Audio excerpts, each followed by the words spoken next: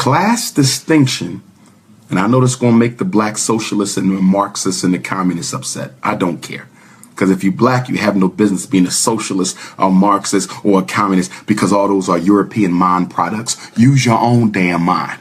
Talking about you a socialist and you ain't got no white folks. You don't have to have no white folks. You're using their mind product. You're using their mind product. You understand? The only solution for us is revolutionary Pan-African nationalism.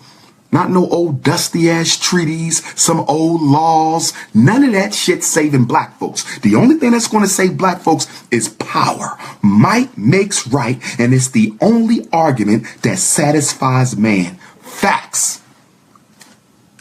You digging in the dictionary looking for some shit you're going to use against white folks. You must have been smoking too much. You don't get out my face with that anti-African propaganda crap. Now, class distinction is a joke in the black community. You only have consciousness distinctions and commitment distinctions. Let me say this again. We got this thing where we say the black middle class, the black upper class. And sometimes I'll say it to only draw a comparison. I'm not speaking of practical truth. I'm speaking figuratively to make an analysis between two seemingly homogenous groups of people. Do you understand? But there's no such thing as a black middle class for real. There's no such thing as a black upper class for real. There's no such thing as class distinction in the black community. Why do you say that, Dr. Johnson? I have a doctorate degree. I live in a white suburb. I make $250,000 a year. How can you say that I'm not distinguished by class compared to a black man who dropped out of college living in the projects in the middle of North Philadelphia? You know why there's no difference? Because class is a term that speaks to your ownership of wealth. Let me say it again. Class is a term that speaks to your ownership of wealth. What is the black man's percentage of ownership of the wealth in America? Less than 1%. And what was the black man's percentage of the ownership of the wealth in America after slavery? Less than 1%. Your ass hasn't improved not even 1% in terms of the wealth you own in America. And you got the nerve to talk about that we got class distinctions. We ain't got class distinctions. We got cash distinctions. Let me say it again. We don't have class distinctions. We have cash distinctions. Okay? Break this down. See? Here's a 1 and a 5, right? Okay? Let me make this real simple for you now. Okay? Somebody makes $5 a week. Somebody makes $1.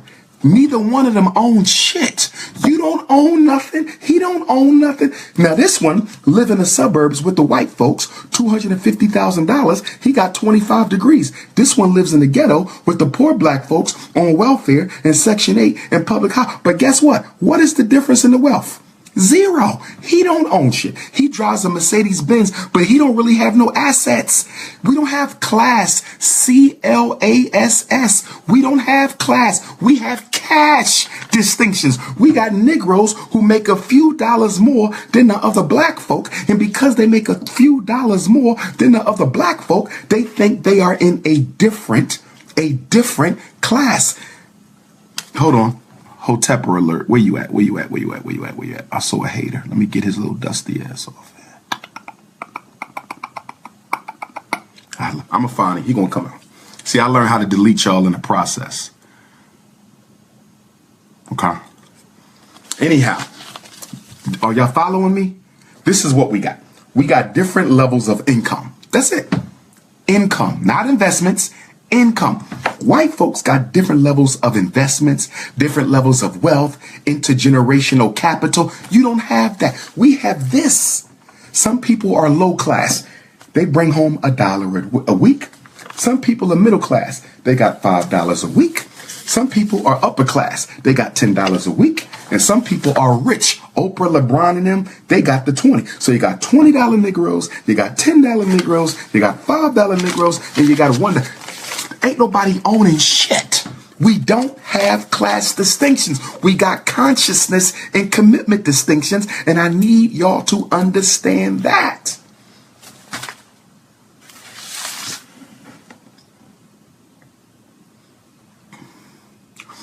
The only education, slavery taught us this, the only education that you're ever going to get from the United States for your children is an education that prepares them for servitude.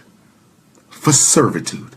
If you don't want black children worshiping white folks for the rest of their life, you better create your own educational system. Facts. Okay? The purpose of education in America is to prepare our daughters for poverty and our boys for prison. Let me say it again. The purpose of education in America is to prepare our girls for poverty and our boys for prison. Do you realize 75 years ago, you did not need a college degree in order to earn a decent living? You got grandparents, and I got grandparents and great-grandparents who lived decent lives without a college degree. They were what? Tradesmen and tradeswomen. They could use their hands. Tradesmen and tradeswomen. They were plumbers, carpenters, butchers, electricians, auto mechanics, masonry, bricklayers. They did not have to do what?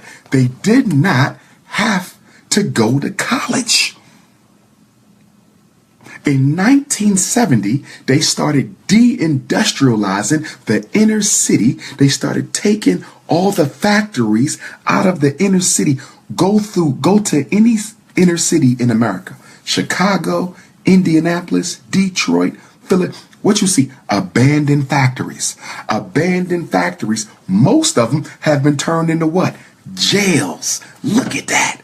The place that used to provide employment for black men now provides incarceration for black men. The place that used to provide employment for black men now provides incarceration for black men. Ain't that interesting? You're going to take a factory. You're going to take a factory, and instead of use it to put black men to work, you're going to use it to put black men to jail. Facts.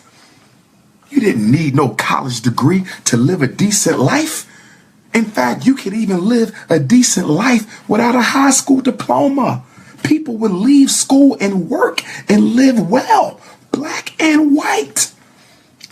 But in the 1970s, they decided on a plan of extermination based on mass incarceration to destabilize the black family, to take the father out the house, leave the mothers with the boys, homosexualize and effeminize the black boys in the process, deindustrialize the hood, deindustrialize the high school. They went into the high school and took out all the program. They took out the auto, they took out the chef, they took out the plumbing, they took out the carpentry, they took out the electrician, they took out the brickwork, they took it all out.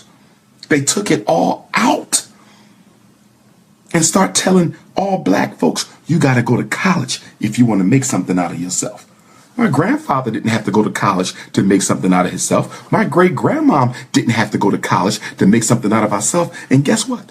They lived better and made more money in their lifetime using their hands than you make with 3 degrees.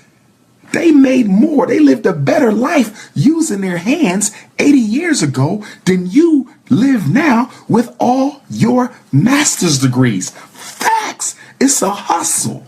It's a hustle. It's a hustle. So what are you saying, Dr. Johnson? Black kids shouldn't go to college?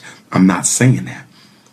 I'm saying they do have to fulfill one criteria if they're going to go to college. When it's time for my 2 babies to go to college, my 2 daughters, and hopefully God blesses me with a son soon and a wife. But listen, when it's time for my daughters to go to college, I got one question. One question. Before I put this money out here, princess, before I put my money, are you committed to being the best? That's all I want to know. Are you committed to being the best teacher? Are you committed to being the best social worker? Are you committed to being the best pharmacist? Are you committed to being the best engineer? Are you committed to being the best author? Are you committed to being the best psychologist? Why do I need them to be committed to being the best before I write any check to any university? Because there is no room in America for second place. Facts. If you sending your children to college to become second place, you're wasting your money. There is no room for second. You are the best or you are nothing. Facts. And that's what's wrong with our kids. We send them all to college and they get these degrees, but they're not expert. They didn't master the information. They're not the best. Be the best. Or keep your money in your pocket. Facts.